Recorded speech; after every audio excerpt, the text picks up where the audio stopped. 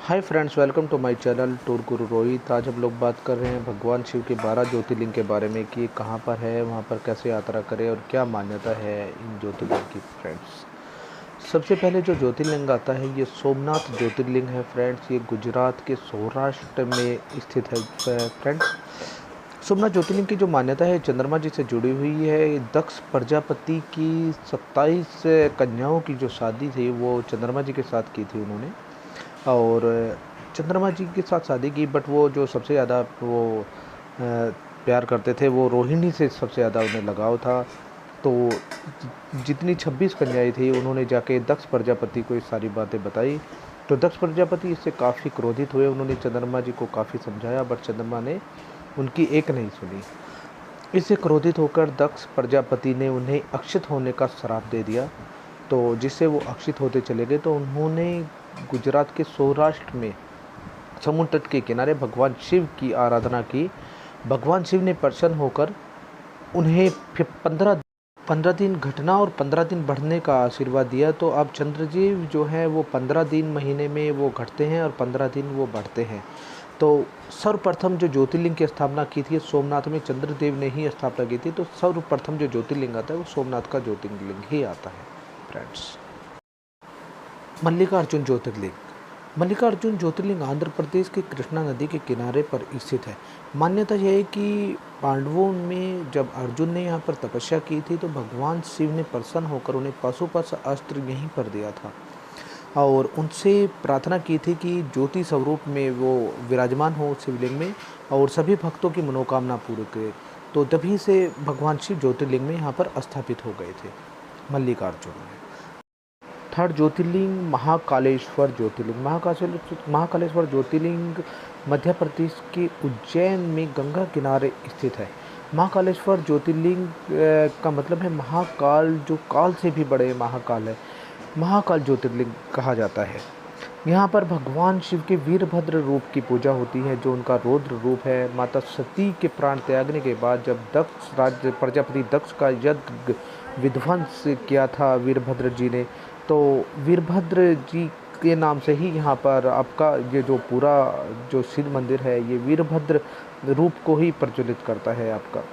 में जब प्रजापति दक्ष को भगवान शिव ने जीवन दान दिया तो उनकी इच्छा से फिर उन्होंने ज्योतिर्लिंग में यहाँ पर स्थापित हो गए। तो जो भी भक्त यहाँ पर आते हैं उनकी मनोकामना हमेशा पूरी होती है। फोर्थ ज्योतिर्लिंग ओमकारेश्वर ज्योतिर्लिंग। ओमकारेश्वर ज्योतिर्लिंग मध्य प्रदेश में ही स्थित है। यह नर्मदा नदी के तट पर स्थित है। नर्मदा नदी का जल निरंतर शिवलिंग को टच करके निकलता है। परमानेंट शिवलिंग से टच होकर बराबर से निकलता रहता है। यहाँ पर नर्मदा नदी ओम का रूप बनाती है। इसी नाम से यहाँ पर जो ज्योतिर्लिंग का नाम पड़ा है वो ओमकारेश्वर ज्योतिर्लिंग का नाम पड़ा है। इसीलिए यहाँ पर जो भी भक्त आता है ओम का नाम लेता है तो उनकी भक्तों की मनोकामनाएं पूर्ण होती है और भगवान सदाशिव की कृपा हमेशा उन पर बनी रहती है, जो भी भक्तगण यहाँ पर आते हैं। फोर्थ, पांचवा ज्योतिर्लिंग केदारनाथ ज्योतिर्लिंग। केदारनाथ ज्योतिर्लिंग उत्तराखंड के रुद्रप्रयाग जिले में स्थित है। केदारनाथ ज्योतिर्लिंग दिल्ली से 500 किलोमीटर की दूरी पर स्थित है। यहाँ पहुँचने के लिए आप बाई ट्रेन और बाई टैक्सी से जा सकते हैं। बाई ट्रेन से अगर आप जाते हैं तो आपको ऋषिकेश तक ट्रेन से जा सकते हैं। उसके बाद आपको कैब या अपनी गाड़ी से ही आपको केदारनाथ धाम के दर्शन करने होंगे। केदारनाथ धाम बहुत सुंदर जगह है। इसका वर्णन अगर मैं शब्दों में बयान करना चाहूँ तो मेरे पास शब्द नहीं है, इतनी सुंदर जगह है। केदारनाथ धाम की जो मान्यता है कि यहाँ पर अगर कोई एक बार आए और सच्चे मन से अपनी भगवान से कुछ मांगता है, भगवान केदारनाथ से, तो उसकी इच्छाएं हमेशा पूरी होती है। केदारनाथ ज्योतिर्लिंग के बारे में जो पौराणिक मान्यताएं हैं, केदारनाथ ज्योतिर्लिंग पांडवों द्वारा स्थापित किया गया था। जब पांडवों पर अपने कुल का संहार करने का पाप लगा था तो उन्होंने भगवान श्री कृष्ण जी से प्रार्थना की कि वो अपने कुल का संहार करने के पाप से कैसे बचे। तो भगवान कृष्ण जी ने उन्हें बताया कि आप भगवान शिव की पूजा करें, उनकी शरण में जाए तो वहीं से आपको पाप से मुक्ति मिल सकती है। तो पांडव भगवान शिव को खोजते हुए कैलाश पर गए। उन्होंने पूरी पृथ्वी पर भगवान शिव को ढूंढा पर भगवान शिव कहीं नहीं मिले। अंत में उन्हें जाके पता लगा कि भगवान शिव केदारनाथ में हैं और केदारनाथ में बैल रूप में हैं भी वो। तो उन्हें पहचानना बहुत डिफ़िकल्ट था। जब वो केदारनाथ धाम पर पहुँचे तो वहाँ पे काफ़ी बैल और वो थे, उनके बीच में भीम की नज़र पड़ी, एक बैल पर पड़ी, जिन्हों वो पहचान लिया कि ये भगवान शिव के रूप में है। तो भीम ने पीछे से जो बैल का पुष्ट है उसे पकड़ लिया, तो उसी रूप में भगवान का जो पुष्ट रूप में ही शिवलिंग की पूजा की जाती है। भगवान शिव पांडवों से खुश हो गए और उन्हें उसी रूप में दर्शन दिए। मान्यता यह है कि जो पुष्ट रूप है भगवान शिव की जो पिंडी है वो केदारनाथ में, और जिनका मेन पार्ट है, जो मुख्य पार्ट है, वो आपका नेपाल में पशुपतिनाथ मंदिर के रूप में पूजा जाता है। भगवान शिव के 5 केदार बोले जाते हैं, पंच केदार बोले जाते हैं। छठा ज्योतिर्लिंग भीमाशंकर ज्योतिर्लिंग। भीमाशंकर ज्योतिर्लिंग महाराष्ट्र में स्थित है। पौराणिक मान्यताओं के अनुसार कुंभकर्ण के पुत्र भीम राक्षस का वध भगवान शंकर ने इसी स्थान पर किया था। वह बहुत ही क्रूर और निर्दयी राक्षस था। उसने काम रूपेश्वर नाम के राजा को कैद कर लिया और उसकी रक्षा के लिए भगवान शिव ने भीम नाम के राक्षस का संहार इसी स्थान पर किया। तभी से इस ज्योतिर्लिंग का नाम भीमाशंकर ज्योतिर्लिंग पड़ गया। राजन ने भगवान शंकर से निवेदन किया कि वो सदा ही भक्तों के दुखों के निवारण के लिए इसमें शिवलिंग में ज्योति स्वरूप में स्थापित हो। भगवान शंकर ने उन्हें वर दिया और सदा सदा के लिए ज्योतिर्लिंग में ज्योति के रूप में स्थापित हो गई। 7वां ज्योतिर्लिंग है काशी विश्वनाथ ज्योतिर्लिंग। यह ज्योतिर्लिंग उत्तर प्रदेश के वाराणसी जिले में स्थित है।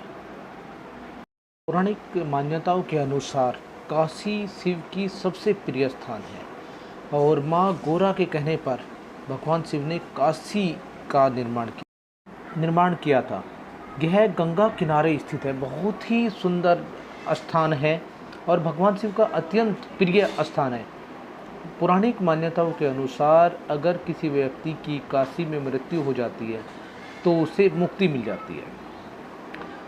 मनुष्य अपने जीवन में एक बार भी काशी के दर्शन कर ले तो वह संपूर्ण पापों से मुक्त हो जाता है और उसे मुक्ति मिलती है। भगवान शिव का यहाँ पर पिंडी रूप में ज्योतिर्लिंग में स्थित है और देश विदेश से हजारों लाखों लोग यहाँ पर भगवान शिव के इस रूप के दर्शन करने के लिए आते हैं और यह अति प्राचीन मंदिर है भगवान शिव का। 8वां ज्योतिर्लिंग त्र्यंबकेश्वर ज्योतिर्लिंग। त्र्यंबकेश्वर ज्योतिर्लिंग महाराष्ट्र के नासिक जिले में स्थित है। पौराणिक मान्यताओं के अनुसार त्र्यंबकेश्वर ज्योतिर्लिंग में त्रिदेव का वास है। तीनों देव ब्रह्मा विष्णु महेश, तीनों देवों का ही वास है। वहाँ पर तीनों देव एक साथ वहाँ पर शिवलिंग की छवि में देखे जा सकते हैं। त्र्यंबकेश्वर ज्योतिर्लिंग की स्थापना ऋषि गौतम के द्वारा की गई थी। उनकी तपस्या से प्रसन्न होकर भगवान शिव ने ज्योति रूप में वहाँ पर विराजमान रहने का उन्हें आशीर्वाद दिया था। शिवलिंग के पास से निरंतर जलधारा निकलती रहती है। पौराणिक मान्यताओं के अनुसार गोमती गंगा का उद्गम स्थान भी यहीं पर है। वैद्यनाथ ज्योतिर्लिंग। वैद्यनाथ ज्योतिर्लिंग झारखंड राज्य के देवघर जिले में स्थित है। पौराणिक मान्यताओं के अनुसार इस ज्योतिर्लिंग की स्थापना रावण के द्वारा की गई थी।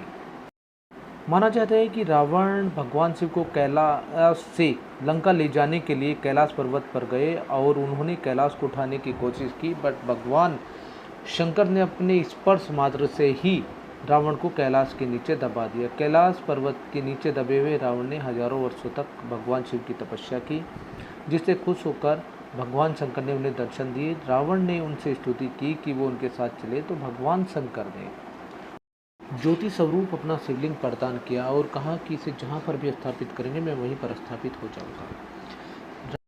रावण शिवलिंग को लेकर चल दिए, जिससे देवता भयभीत हो गए। तब विष्णु ने एक बालक का रूप बनाकर रास्ते में मिले, जहाँ पर रावण को लघु शंका लगी और उसने उस बालक को शिवलिंग दे दिया। उस बालक ने शिवलिंग वहीं जमीन पर रख दिया, जो आज वैद्यनाथ धाम के नाम से प्रसिद्ध है। 10वां ज्योतिर्लिंग नागेश्वर ज्योतिर्लिंग, जो गुजरात में स्थित है। पौराणिक मान्यताओं के अनुसार नागेश्वर धाम की स्थापना माता पार्वती ने की थी। माता पार्वती ने भगवान शिव को प्रसन्न करने के लिए नागेश्वर धाम की स्थापना की थी। नागेश्वर धाम भी भगवान शिव को बहुत प्रिय है और जो भी भक्त यहाँ पर अपने आते हैं उनकी मनोकामना पूरी होती है। नागेश्वर धाम द्वारका नगरी से 40 किलोमीटर गोमती द्वारका रोड पर स्थित है। माना जाता है कि भगवान शिव का इतना सरल ज्योतिर्लिंग है कि यहाँ पर अगर एक पानी का लोटा लेके आप जल चढ़ाते हैं तो भगवान शिव प्रसन्न हो जाते हैं। इस ज्योतिर्लिंग की पूजा साक्षात नागराज करते हैं और शिवलिंग से लिपट कर वो नित्य वहाँ पर चढ़ा हुआ दूध पीते हैं। फ्रेंड्स, ये जानकारी आपको अच्छी लग रही है तो please like, subscribe and share this channel. 11वां ज्योतिर्लिंग रामेश्वरम ज्योतिर्लिंग। रामेश्वरम ज्योतिर्लिंग तमिलनाडु के रामेश्वरम नामक स्थान पर समुद्र तट के किनारे स्थित है। यह भगवान राम के द्वारा निर्मित एक ज्योतिर्लिंग है। पौराणिक मान्यताओं के अनुसार जब भगवान राम ने लंका पर विजय प्राप्त की तो उन्हें ब्रह्म हत्या का दोष लग गया था।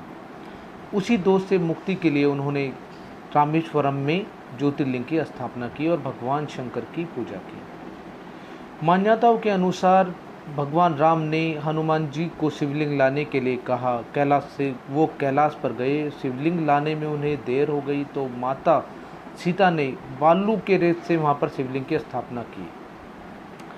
उसके बाद हनुमान जी अपना शिवलिंग लेकर आए और दूसरे शिवलिंग को स्थापित देखकर काफ़ी क्रोधित हो गए, जिससे भगवान राम ने हनुमान जी से कहा कि आप इस पुराने शिवलिंग को हटाकर अपना शिवलिंग स्थापित कर दीजिए। बट हनुमान जी ऐसा नहीं कर पाए और उन्होंने भगवान राम से अक्षमा याचना की। तो इस पर भगवान राम ने खुश होकर उनका भी हनुमान जी वाला शिवलिंग भी वहीं पर स्थापित कर दिया और उन्हें आशीर्वाद दिया कि पहले आपके शिवलिंग के दर्शन होंगे, उसके बाद ही कोई भी भक्त मेरे शिवलिंग के दर्शन करेगा। फ्रेंड्स, जो आप ये देखें रामेश्वरम सेतु है जो आपका भगवान राम ने लंका पर चढ़ाई करने से पहले बनाया था और यहीं से सारे लोग लंका में गए थे। फ्रेंड्स, ये सन साइट है इवनिंग का में जो आप देख रहे हैं और समुद्र से बहुत प्यारा वो आता है यहाँ पर। फ्रेंड्स, 12 ज्योतिर्लिंग गणकेश्वर ज्योतिर्लिंग। यह महाराष्ट्र में एलोरा गुफाओं के पास स्थित है। पौराणिक मान्यताओं के अनुसार इस ज्योतिर्लिंग का निर्माण घुस्मा नाम की शिव भक्त ने कराया था। इसका मुख्य उद्देश्य सौतेली माँ आखिर सौतेली ही होती है, तो इसमें वर्णन किया गया है कि घुस्मा जो थी उसके पुत्र की हत्या उसी की बहन ने करा दी थी और वो एक शिव भक्त थी। भगवान शंकर ने खुश होकर उसके पुत्र को पुनः जीवित किया और उसे वर मांगने के लिए कहा। तब घुस्मा ने भगवान शंकर से वर मांगा कि वो ज्योति स्वरूप में इसी सरोवर के किनारे स्थित हो जाए और सभी भक्तों की मनोकामनाएं पूरी करें।